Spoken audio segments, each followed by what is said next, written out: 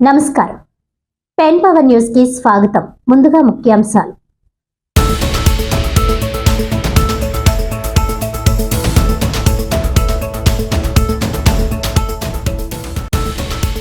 Kakinada sub register కార్యాలయంలో stamps and registration శాఖ DIG Janaki Devi ఆకస్మిక తనిఖీ.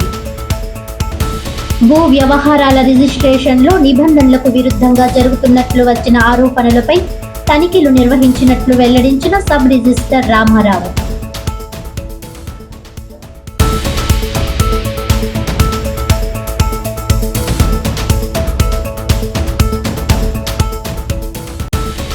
కాకినాడ జిల్లా వ్యాప్తంగా మత్తు పదార్థాల నియంత్రణ చర్యల్లో భాగంగా విస్తృత తనిఖీలు.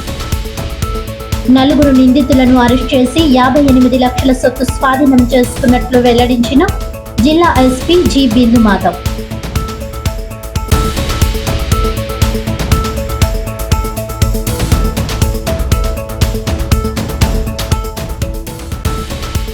విద్యార్థుల్లో శాస్త్రీయ దృక్పథం, సృజనాత్మకతకు అద్భుత వేదికలు, విద్యా వైజ్ఞానిక ప్రదర్శనలు.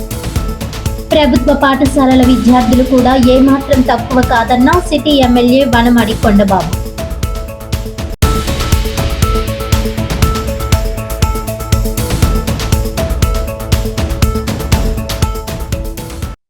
ఇక డీటెయిల్స్ చూస్తే, Kakinada Salipeta municipal girls high స్కూల్లో నిర్వహించిన విద్యా వైజ్ఞానిక ప్రదర్శన 2025 విద్యార్థుల్లో శాస్త్రీయ దృక్పథం, సృజనాత్మకత అద్భుత వేదిక అని సిటీ ఎమ్మెల్యే వనమడి కొండబాబు అన్నారు.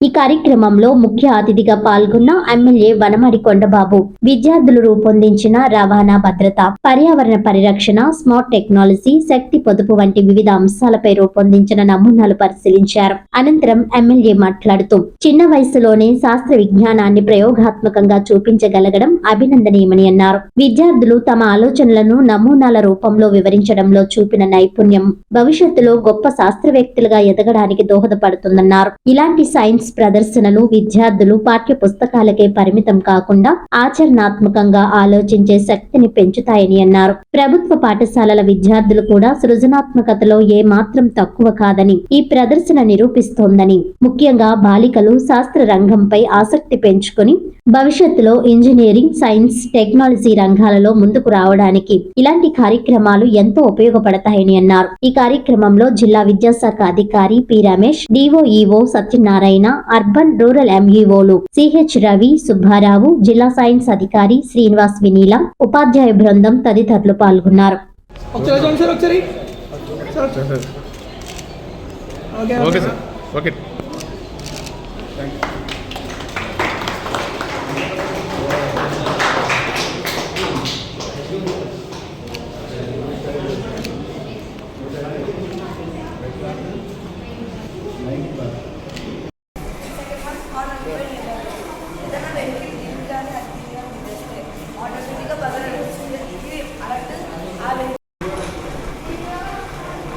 జడ్జెస్ అందరినీ కూడా స్టేజ్ మీదకి రావాల్సిందిగా సాధారణంగా ఆహ్వానిస్తున్నారు.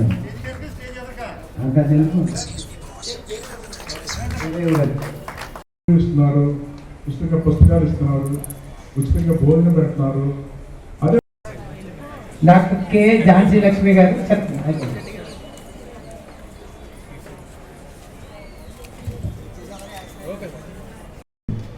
ఎప్పుడైతే చూసాం అక్కడికి వెళ్ళి ఓపెన్ చేసిన తర్వాత అద్దం కూడా పెట్టాను, వాష్ బేషన్ అన్నీ అక్కడ ఉన్నాయి. సరిగ్గా మొహం కడుక్కుని రాకపోతే మన వాళ్ళే కడిగించేస్తారు. మొహం సొబ్బది అక్కడ ఉంది, డకాల్ సోప్ పెట్టారు. మీరు కడుక్కుని వచ్చేస్తే పర్లేదు, మళ్ళీ ఇక్కడికి వచ్చిన తర్వాత కడుక్కోవడం అంటే మీ మొహం కడిగించారనుకో ఆటోలు షేర్ చేస్తారు మిమ్మల్ని. మీరు ఆలోచించండి, చాలా మంది పిల్లలు ఏంటారు మొహం కూడా కడుక్కొని వస్తున్నాం, ఇక్కడ కడుక్కోవాల్సి వస్తుంది అని సిగ్గుపడ